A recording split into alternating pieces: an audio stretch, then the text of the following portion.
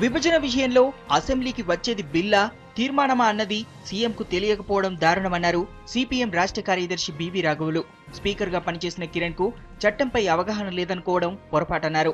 సీమాంధ్ర జనాన్ని నమ్మించేందుకే పీఎం రాష్ట్రపతికి లేఖలు రాస్తున్నారని విమర్శించారు. కాంగ్రెస్ వార్ రూమ్ లో యుద్ధం చేయకుండా చేతులెత్తేసి బయటకొచ్చి విభజనను అడ్డుకుంటామనడం విచిత్రంగా ఉందన్నారు.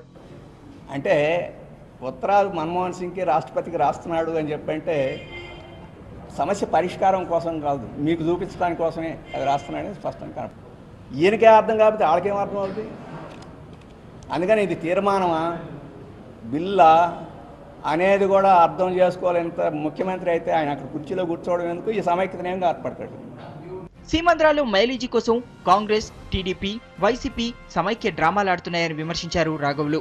సమైక్య రాష్ట్రం కోసం కుప్పంలో తెలుగు తమ్ముళ్లు రాళ్లు కొడుతుంటే ఆ పార్టీ అధినేత చంద్రబాబు విభజన చేయాలని కోరుతున్నారని ఎద్దేవా చేశారు. నిన్న కుప్పంలో రాళ్లు కొట్టారట. ఎందుకు కొట్టారట? సమైక్యంగా ఉండాలని రాళ్లు కొట్టారట.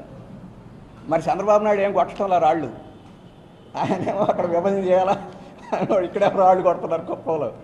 భారీ వర్షాల వల్ల నష్టపోయిన రైతులను ప్రభుత్వం ఆదుకోవాలని కోరారు రాఘవులు. బాధితుల్లో ఎక్కువ మంది దళిత పేదలు ఉన్నారని తిరుపతిలో వివరించారు. ప్రతి గ్రామంలోనూ ఆఖరికి పట్టణాల్లో కూడా ప్రధానంగా ముంపుకు గురైంది దళితపేటలు, ఇతర పేదలను నివసించే కాలనీలు. అక్కడ సరైన మురుగునీటి పారుదల సౌకర్యం లేకపోవడం.